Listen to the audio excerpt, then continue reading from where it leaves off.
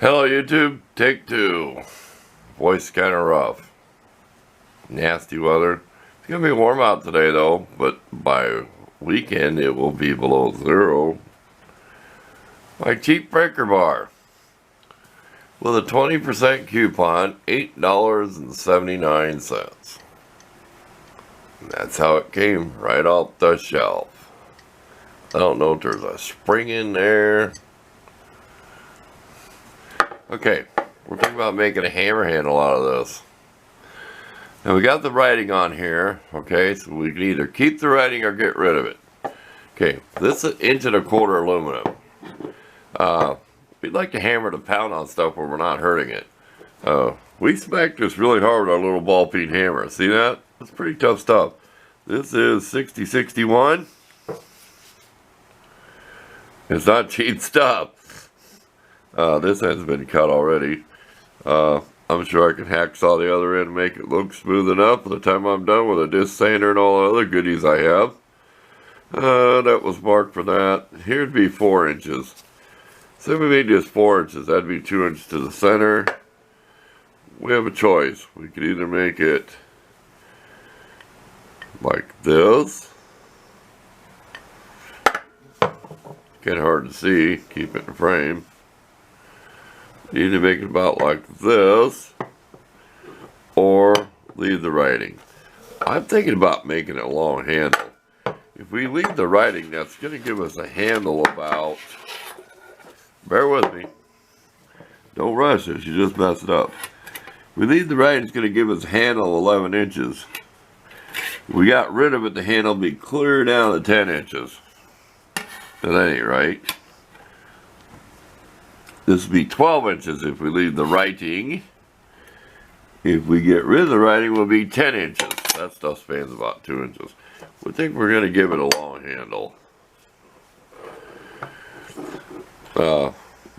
Summertime, we're going to put struts on the Cavalier, and they have them strut bolts. People always hit them to knock them out. They got like the little smaller tip where you can't hit it.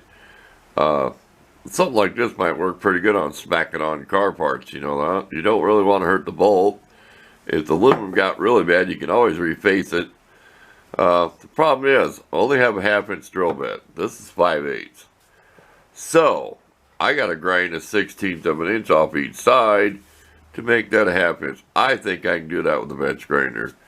You're going 1.25 inches. I think I can do that. I don't have a lathe machine that big to be doing any lathing. Also, I'm going to have to heat this up, let it cool to get a drill bit through it if I want to pin this head on. Or drill and tap with a set screw to hold it on, and JB weld, or whatever. So we won't know till that comes to that point. So, yeah, that price I can chop this up. So, we'll be back. I think we decided, I think you'll agree too, just make a long hand or hammer. You're going to want to whomp on something. You don't want some short little thing. We also had an idea, if we could find it. This is off a hammer I cut off. I could make some threads on here and put different ends on here. You know, I could grind this down or find another piece of steel. I could find the center, drill and tap it, and have exchangeable heads for it. We'll see how the aluminum holds up. Like I said, I hit that pretty hard with a small ball peen.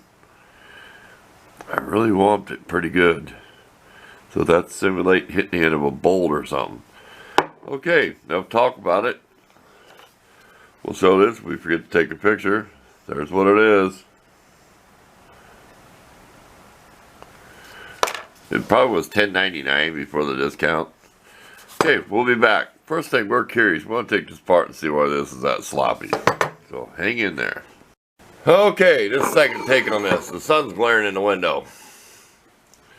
We thought about it. If we wanted to leave the writing, we'd have a handle this long. That's way too long. We want to get rid of it. That's way too short. So we're going to do this. You might see Vanadium. Gives me like 11-inch handle.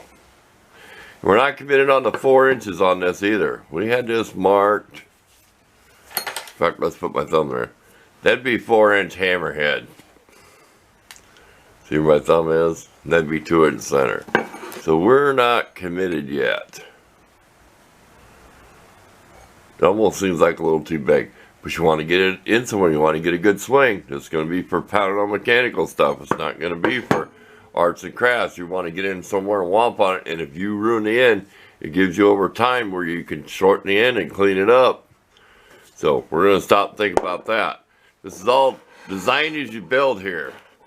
We slept on it a little bit, and it's a lot of things, you know, it's like just get out there and build it and see what happens. So stay tuned. We're working on it. Next is to get a 1/2 inch hole in here, or go ahead and just try to get this down to a 1/2 inch first. That's going to be a lot of grinding because that has to be 1.25 inches. Well, probably 1 inch. I'll leave a 1/4 inch gap space. We're not going to go all the way through the head. So it's probably going to be about 1 inch. I think I can do it on the bench grinder. Of course we can. It's only a, let's see, 5/8. This is 5. It's only a 1/16 off each side. So that's not that much bench grinder machinery. Okay, I am out of breath. That took a while to saw. I go around it and I saw in a little ways, you know, make a line. Then I just keep turning it. I'll saw, then I'll turn it. So that's why you see the lines go different directions.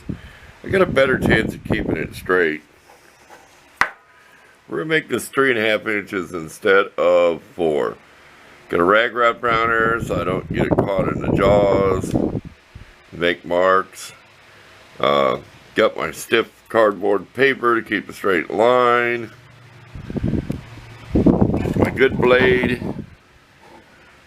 I can't tell you the teeth per inch on this, but it's fine tooth.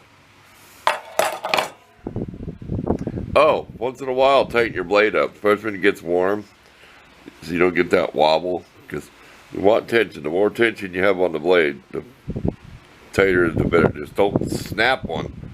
Okay, break time. Okay, we're done making the head of this. It goes in about 3/4 of the diameter.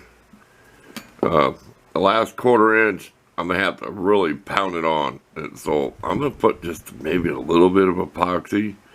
If it ever comes loose, I have an option. Down in there, there's the remnants of the 1/4 inch hole I drilled. So if I have to, I will countersink a 1/4-20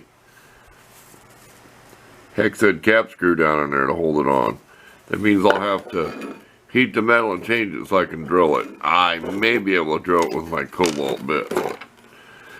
That wasn't too hard to grind that. So I just took my time, kept cooling it, had it comfortable, had my arm up on my little vise on the end of the table. I had it all rigged up where I could sit there and spin it out here. So I was holding it and spinning it. So I wore my gloves to not get all grungy, but I wasn't nowhere near the grindstone. So it's kind of up here like this. Let me show you. I'm kind of like that. Have my hand here, you know, then spinning it. I think you know what I mean. Okay. Centered pretty good. It's centered pretty good this way. I use my V block. I have a video on that. If you look on my channel page, I don't know what row it is. It's tools or whatever. You'll see the video on that homemade V block. So I didn't even have it clamped. I was brave. I'd come down there with the drill bit and I had everything lined up just right. And you got to line it up with everything. And I'd come down and I had it set there and I drill it. And I had to adjust a little bit when I first had the 1/4 inch bit. I was off a little. So then I started over again because it's so easy to do. But this was the end that was sawed off before. This end I sawed off here. We're going to take it to our abrasive wheels and buff and polish this up the best we can get it. So when we come back, it'll all be done. So we're going to go spend some time and clean this all up. We'll try to chamfer the edge just with whatever polishing will. We don't want to take a file of that. So we'll be back when it's all cleaned up and installed. Okay, we're done. We buffed it up somewhat. Put some of my black polish with the buffing wheel. We just used the gray one. But here we used our really abrasive scrubby pad, and we did taper. You see that ring it left? I just left it. So we went up to taper this edge off, but got that little cricket, don't matter. Like I said, if the epoxy ever fails, we'll just finish drilling through. We'll countersink a, what do you call them, cap screws with hex head, and then we know it won't come off. But I think I told you the measurement. The handle's like 11 inches now. And we're always losing our ruler. So let's just go by what I'm saying. 11 inches now. This is only 3.5 instead of 4. And this is 1.25 inch diameter aluminum round. So there you go. Car parts, you don't really want to hurt the thread or hurt something on it with a steel ball peen hammer to get apart.